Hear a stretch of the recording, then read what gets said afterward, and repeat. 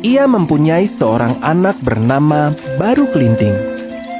Namun, Baru Kelinting, pelan-pelan nak, tunggu ibu. Iya bu, maaf. anaknya tidak berwujud manusia, melainkan seekor naga. Hal itu membuat para tetangga menjadi takut. Wah, ayo ibu kaget ya. Dasar kamu ini, jangan seperti itu.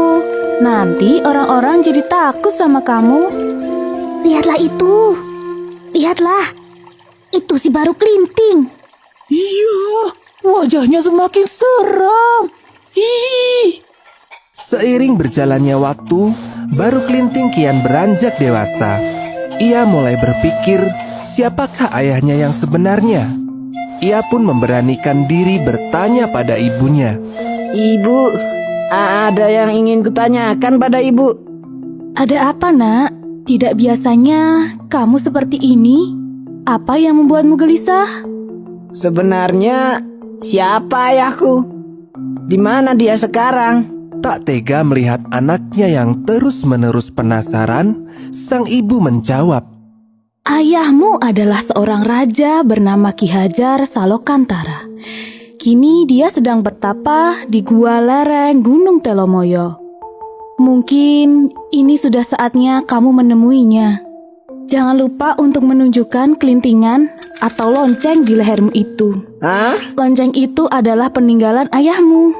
Itu merupakan bukti bahwa kau adalah anaknya.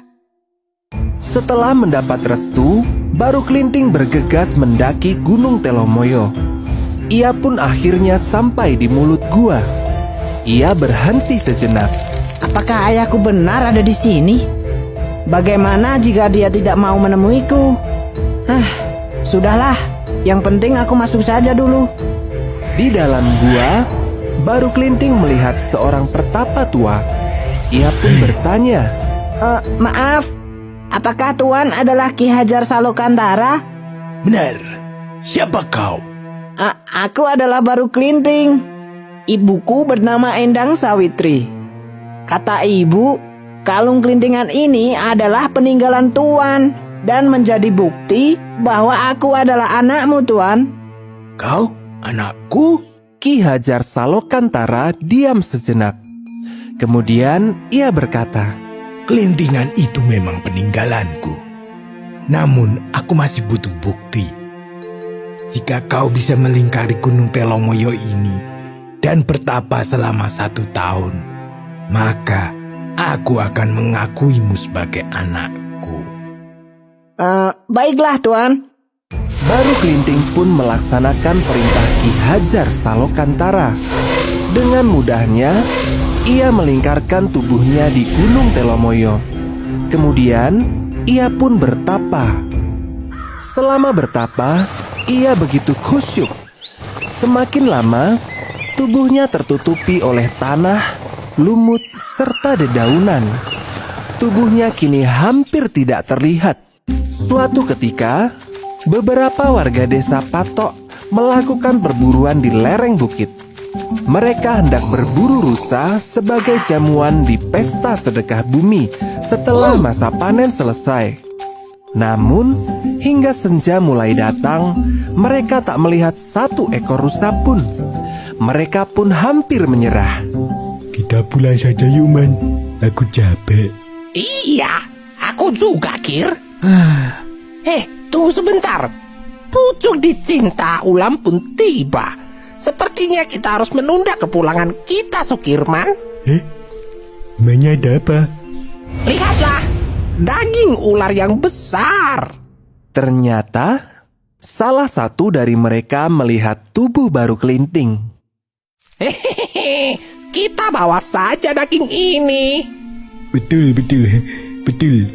Tapi, apa ular ini tidak berbahaya? Halah, coba kau lihat. Dia tidak bergerak. Pasti sedang tidur. Mereka kemudian memotong ular itu dan membawa pulang dagingnya. Mereka tidak tahu jika ular tersebut adalah Baru Kelinting. Sepanjang perjalanan pulang, mereka terlihat sangat gembira.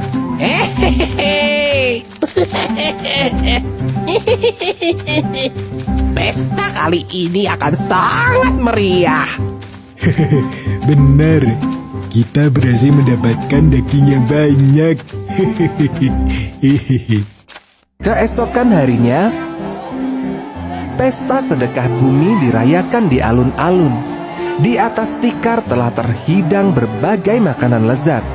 Para warga nampak menikmati hidangan daging ular itu. Hingga sebuah langkah kecil mendekati kerumunan warga. Ternyata ada seorang anak kecil yang tampak lusuh meminta sedikit makanan dari warga yang sedang berpesta. Paman, bolehkah aku meminta sedikit makanan? Enak saja. Ini daging tidak untuk kau. Mendapatkan dagingnya saja susah tahu. Pergi sana. Anak kecil itu berjalan mendekati warga lainnya. Namun, mereka juga bersikap sama. Paman, bolehkah aku meminta sedikit makanan? Aku lapar sekali, Paman. Kotor sekali kamu. Sana, pulang ke rumahmu. Makanan ini hanya untuk warga desa sini saja. Setelah ditolak berkali-kali, ia pun meninggalkan kerumunan warga yang sedang berpesta. Setelah lama berjalan, ia berhenti di sebuah pondok kecil. Rumah itu milik seorang janda tua. Nek, bolehkah aku meminta sedikit makanan? Aku sudah lama tidak makan, Nek. Kasihan sekali. Masuklah, Nak. Aku punya makanan untukmu. Makanlah sepuasnya sampai kau kenyang. Terima kasih, Nek. Aku tak tahu harus berbuat apa untuk membalas kebaikan Nenek. Oh iya, Nek. Aku minta satu hal pada Nenek. Ketika Nenek mendengar suara gemuruh, segeralah naik lesung untuk menyelamatkan diri. Tolong turutilah perkataanku ini, Nek. Baiklah. Meski tidak paham apa yang dimaksud, nenek itu mendengarkan permintaan si anak kecil. Selesai makan, anak itu kembali ke alun-alun desa. Ia berusaha untuk meminta makanan kembali. Paman, aku minta sedikit saja makananmu. Lagi-lagi, penolakan yang didapatnya. Kamu lagi. Pergi sana.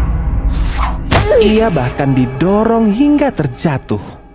Tiba-tiba, anak itu mengambil sebatang ranting kecil. Ditancapkannya ranting itu ke dalam tanah. Lalu ia berteriak, Aku tantang kalian semua. Aku tantang kalian untuk mencabut ranting ini. Para warga tertawa mendengar tantangan anak itu. Satu persatu, warga berusaha mencabut ranting itu. Namun, tidak ada satupun yang mampu mencabutnya. Selang beberapa saat, anak kecil itu maju ke depan. Sebelumnya, aku beritahu kalian, aku adalah Baru Klinting, jelmaan ular naga yang kalian makan. Aku datang ke sini untuk menguji kalian dengan meminta sedikit makanan.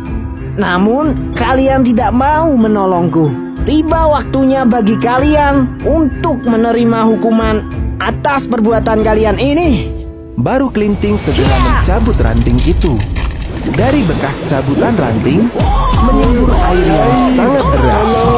Semakin lama, air itu semakin deras dan mengakibatkan banjir bandang. Dalam sekejap, desa tersebut tenggelam oleh air bah dan menjadi sebuah danau rawa. Semua penduduk desa pun ikut tenggelam. Hanya ada satu orang yang selamat. Ia adalah nenek janda yang memberikan makanan pada Baru Klinting. Ia selamat karena menaiki lesung sesuai pesan Baru Klinting. Danau rawa itu kini dikenal sebagai Rawa Pening karena airnya yang jernih. Rawa Pening sendiri terletak di Kabupaten Semarang, Jawa Tengah.